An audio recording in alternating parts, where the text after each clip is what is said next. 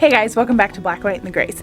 My name is Kylie, and if you're new here, well, one, I'm so glad you're here. If you're old here, not old, but like, even if you're old. If you've been here a while, I appreciate you, and I thank you for being here when we were a tiny channel. But if you're new here, welcome. We have a lot of fun here, and it's a hodgepodge of all sorts of things and what you're going to get on this channel. It's all farm related, but different kinds of farming. But if you're new here, or if you've been here a while and don't know these things about us, here's what it is. We are located in Central Oregon. A lot of people think of Oregon like Portland, the valley area, which we call the valley. It's between the Cascade Mountain Range and the Coastal Mountain Range. That is the valley. Portland, Eugene, Salem, those areas. It rains a ton there. We are in a high desert climate, or I guess you could think of the beach. Also rains there a lot. But we are in a high desert climate. Most of our precipitation comes in the form of snow, which we have hardly had this year. Had a good snowfall-ish, a couple inches this morning. We're under a winter storm warning tonight. So that's good news. Hopefully we get a lot of snow. It doesn't cause too much damage. We live on a little less than 5 acres. We have 3 cows. We have our family milk cow, Mia. She had a calf last year, which we ended up being a stillborn. And we have her adopted calf, Olaf, who is a steer. And he is a steer. He is for meat purposes. And he's pretty much grown and ready to go. And she just gave birth again this last October to our little calf Suki, who is a heifer, which is a girl. So a cow is called a heifer until she delivers a baby, and then she's not even a cow. So until she gives birth, she's just a heifer, not a cow. So we will have 2 family milk cows raising up. We also, if you can hear, we let the piglets out of their little pen, and they have the whole pasture to run with their mom.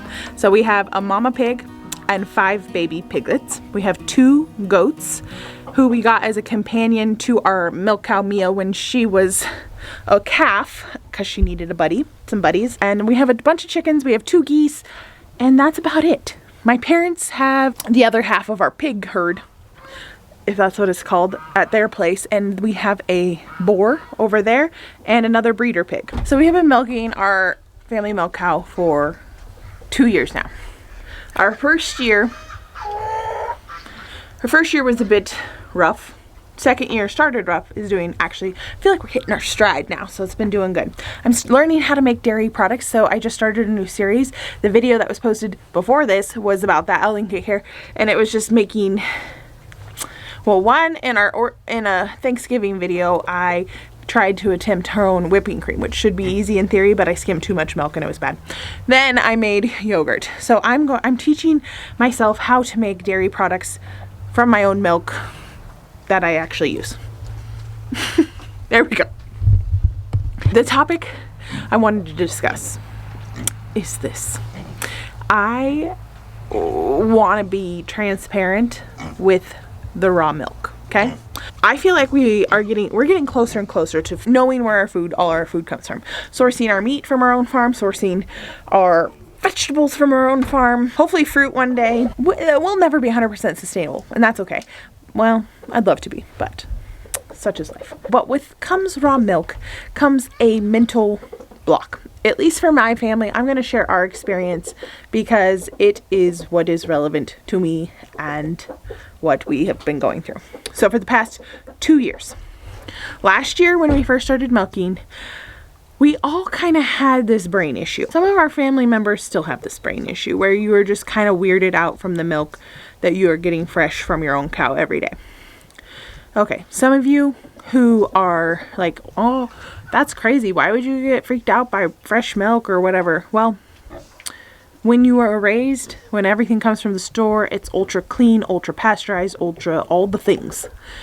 When you get it fresh and it comes and you have to strain some hay out of it, like your brain questions things because we have been groomed to question these type of standards. The same thing happened with us when we started getting our own eggs. It was like a mental thing, and that we've had eggs for like 5 years now, our own. And I had them when I was a kid, but there was a good chunk of time where we didn't have chickens, and to get back into it as an adult, it was a whole new thing. Now, my sister and I, we were given some store-bought eggs, and we crack them open, and we're like, something ain't right. Like, these do not look normal. And we were grossed out to eat them. We ate them, but we didn't eat all of our serving because I think they looked weird. They were fresh from the store, but they were not fresh. You know? If you know, you know. So it's the same thing. It took me a brain problem. Like, oh, well, they're not whatever from the store. Okay. Got past that easier than milk. Milk was a big thing. And it's still something that my kids, like when I started milking the cow, my kids had a big issue with it. They're like, can we just get store-bought milk? That was a real thing. I was insulted. And I was like, I got my whiteboard out and I drew a picture for the children of like what the milk process is like to get that milk from the store to you. Like, there goes through a lot of trucks, a lot of warehouses, a lot of and then it finally gets to you. With our fresh milk, I just walk out to the barn, milk the cow, and go. And it just goes from your barn to the house. How much better it is for you. Now, you need to do your own research with raw milk, if it's right for your family or not. It is something I did a diligent work of, yes. A dream of mine was always to have a cow. Since I was a child, this was a dream. I wanted a cow. My mom said no, there's no way I'd milk it every day. I probably wouldn't have as a child, but now I'm adult. I do. Me wanting this cow all my life, I've been like, okay, well, now I need to take the initiative, and it is a lot easier and cheaper to buy milk from the store. But a couple things that milk from the store doesn't offer me, I wanted. I wanted a cow. I wanted to know where my milk came from. I wanted to know how it was processed. And I wanted raw milk. I didn't want the processed stuff. So, do your own research when it comes to your own family. I did mine. Okay, but that being said, the thing that weirded my family out... Piglet cracks me up. Hello, piglets! There they go. They're so freaking cute. They have their portion of the barn is over here. They're probably going in for nighttime. It's getting cold and dark. Storms are brewing, piglets. We got a whole farm back here, but 2 goats, 2 chickens, 6 pigs. Oh, this life is so funny. Okay, I got distracted. Getting your own farm things. Sometimes it can be a brain issue. Sometimes you can be weirded out by your own stuff, which is backward. And I get that. And I know that. But it's the truth. And if you're going through the same thing with your own cow, or you're thinking the same thing with the farmer you got milk from, or whatever, like, it's weird. Okay, it's not necessarily weird. It's just different. My husband always tells me this. We come from very, very, very different backgrounds. And we don't have a lot of cultural overlap, if that's the right term I'm looking for. So we both say now, it's not weird. It's just different because it's something you're not used to. One thing might be weird for you, but it's just somebody else does it different. So it's not necessarily weird. It's just different, okay? That's the term. This is a whole nother topic for a whole different video. When something is just so foreign to you that it's different, it can feel weird in your brain, but it's just different. I don't know what's going on. Okay, so the raw milk was weird, and it was different. It was weird, and it's different, you know? Like, you have to work past it. It's clean, it's done, it's whatever. If you feel uncomfortable with your own raw milk or the farmer's raw milk, then you can pasteurize it yourself. It's really not hard. You just heat it up, get it hot enough where it's pasteurized. Okay, kills off all the bad bacteria, but also kills off the good bacteria. When we started milking the cow, all of us were weirded out, myself included. It was weird. Kids, but then I did a taste test on YouTube about raw milk from Costco milk, because we always got our milk from Costco, and the kids couldn't tell the difference once it was shaken up. Now, if they get it out of the jar when we first started milking back in October, the thick cream line really grossed them out. They were like, it's weird. Once we explained what it was, and it was whipped cream, well, once I did, you just adapt. You just mix it in and you explain that that's how ice cream is made, that's how whipped cream was made, that's what I did. And they were like, oh, that's awesome. It's like ice cream in my milk. Totally. But until they got used to it, I did chocolate milk or strawberry milk, and I got, you can get like Simply syrup or whatever you can get and just spice it up or do whatever. But this is what we did. We put in some chocolate milk and the kids chugged it. That is how just a few months ago we got through a ton of milk. Was I would just put chocolate in it, heat it up as hot chocolate or just straight up cold chocolate milk. It was a hit. It is still a hit. But now they drink it regular too. And for me, it was the same thing. Like, ugh, this is weird. It was weirding me out. I didn't tell my kids I was weirded out by it, but I was weirded out by it. I have since got over that, and it's so good. Regular milk is kind of weirding me out right now. My sister had some store-bought milk, and I was eyeballing it, and I was like, that thing is something right. So my milk is normal milk now. And now I'm teaching myself how to make things out of my milk because I'm not weirded out to drink it anymore. Now, somebody in my family still is, and that is Trey, my husband, which he is a city boy through and through, like not through and through anymore, because since the farm, he loves the farm, and he does a lot more things on the farm that are farmy that a city boy wouldn't do. So he does really well, but he is weirded out. He used to have like a bowl of cold cereal every morning. He doesn't do that anymore because he also asked me to buy store-bought milk, and I said, nope. It's insulting. I do all this hard work and you people are going to drink this milk. So then he just started having something else different. He started having yogurt and sausage. But then now I'm starting to make my own yogurt. So he'll get used to it. I'll have him. I think it'll be funny to have him at the end of this video to kind of share his perspective and what it is that's mentally weird about it for him. Or different. Here's our steer. Hello, good sir. How you doing? He's eyeballing me. Our hay prices are outrageous. It's way cheaper. It's way cheaper to get it from the store. Way less work, way less dirt, way less food, way less everything. But you miss out on a lot of things too. When we got our cow, I was thinking about this. Would I buy my cow right now, again, knowing what I know now about hay prices and feed? Like, if I was in the market for a cow, I don't think I would go in. I wouldn't do it. I think it's worth it because I already have a cow. Knowing the hay prices doubled in our area, I can't imagine doing it right now. Another thing about having a milk cow is getting in the right attitude. Last year, I was like, ugh, once I started milking it, I realized it wasn't as glamorous as I thought. The cow was not trained good. We had problem after problem, and it was hard, and I quit a lot. The thing about me is I tend to quit a lot, but then I don't quit because in the long run, I come back and I'm more tenacious than I was beforehand. And it takes a lot of work and a lot of dedication. One of Trey's biggest things that he was worried about with our milk cow was not being able to go on summer trips. So what I have done is I strategically bred our cow to give birth in the fall, and then you want to dry your cow off. If you breed every year, you want to dry your cow off for like 2 to 3 months, and that lands in the summer. So we can have time and we don't have to worry about milking our cow in the summer, and gives us plenty of time to get away. So we are strategic about that. If your husband is not on board or your wife is not on board, whatever, you want to keep that in mind. My husband wasn't on board with this cow much. He did buy this cow for me. It was my anniversary present a few years ago, but it took him a while to get on board with this. And then last year, when I went through a lot of discouragement with the cow and wanted to sell the cow, and he was like, no, Kai, you're gonna regret it. We're gonna keep the cow. You'll be fine. You can get through this. Just keep the calf on her if you need to. And we did. So we kept the calf on her the majority last year, and then but I did milk some, and I just wasn't, my heart wasn't in it. This year, it's a completely different story. I was worried. I was like, okay, well, if I don't take it seriously this year, I need to.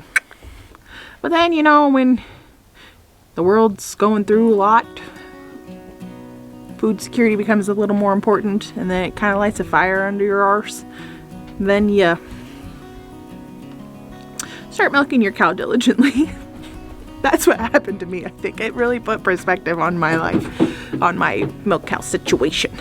But I just wanted to share with you guys that sometimes it can look glamorous when I put stuff out online and all this life, yeah, so beautiful, la da da da da. No, it's hard, and sometimes even the hard work is not appreciated. It was very much not appreciated in my family, even by my own self. It was way easier to buy milk from the store last year, people. Way. Not as good as quality, not as good of anything, but when you're in a bad headspace, it was way easier, and we did it a lot, often. And I was embarrassed to tell you. I was embarrassed to tell anybody. I was embarrassed to tell my own mother. But you know what? Got past it. And here we are. I milk my cow most every day. She's doing great. She's trained. Having a trained cow help. There you have it, people. You didn't even see the cow in this video. If you want to see her, she's in a lot of other videos. I'll link the playlist. Swear I have a cow. This is a talking video. If you want a cow, it's very much worth it. Prices are high right now, but it's still worth it. It's food security. It's like money in the bank. I am rich with livestock, I feel. It makes you feel wealthy. When I see these 5 little piglets go by and their mama pig, it gives me a sense of, hi guys. It's like, I feel rich. And when that cow and those cows, it's just like milk security, and I am milk rich. So I thank you guys for following along. I hope this made sense. And some things, even if things feel weird, they might just be different. Give them a go, and it typically works out for the best. It did in my life, at least. Hope you guys are having a Merry Christmas. Enjoy this time. Don't get caught up in the hubble and bubble of it all, and just enjoy your family. Praise the Lord, and be grateful for this time that we have with each other. All right, guys, I'll see you on my next video. Thanks for following along. Be sure to subscribe. Bye, guys. So, Trey, I was telling them about the raw milk and switching to it, and how it's been a bit different. It's not weird. I said different. I told him this. I said that we don't have a lot of cultural things in common. Correct. And I told, so my terminology was, it's not weird. The camera, hold on. So told Kylie, it's not weird. It's just different. People do things differently. Right. And she agreed with me. And now I say this. First time ever. That is such a lie. Now I say the same thing about raw milk. It's not weird, Trey. It's just different. Because as soon as I started milking on the regular, 1, he asked me to buy store-bought milk for him. And I told him I was insulted.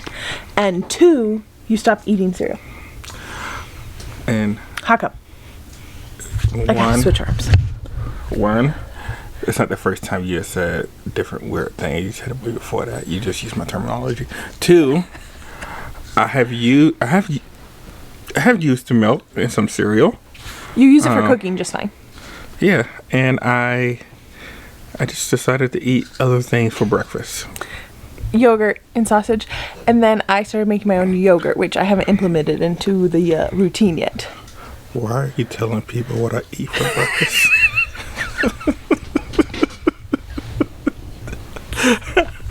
I don't know. Can we? I don't know. All I had to do, you used to eat cold cereal. Okay. I just think it's a little weird telling people what I eat for breakfast. Well, it's funny because the milk you switch to the yogurt, and now I just made our own yogurt, so you're not getting away from it. So it follows you. Yeah. When do you think? I guess this is not weird. I guess it's different. But you think it's weird. I'm sharing my breakfast with everybody. With the world. Yeah, it's just different. It's not weird. Okay, can I just speak? Yeah, go ahead. When are you going to accept it? It's going to take me a little while to warm up to it, but eventually I will. I live on a farm. Yeah. I accepted you for you. What does that mean? I don't know. I just figured I was going somewhere with it, but that's all I got. Okay. We have an audience. What? Say. Okay. Okay, so you'll eventually get used to it, you think? Yeah, sometime in life. Until then, all my works and labors go unappreciated. It's definitely appreciated. Anyway, all right. So there's that. Sometimes when you do all this hard work and get a milk cow, sometimes it goes unappreciated. Appreciated. It's definitely appreciated. Mm-hmm. Okay. Okay, goodbye. Bye-bye. Oh my goodness, my ass. Why?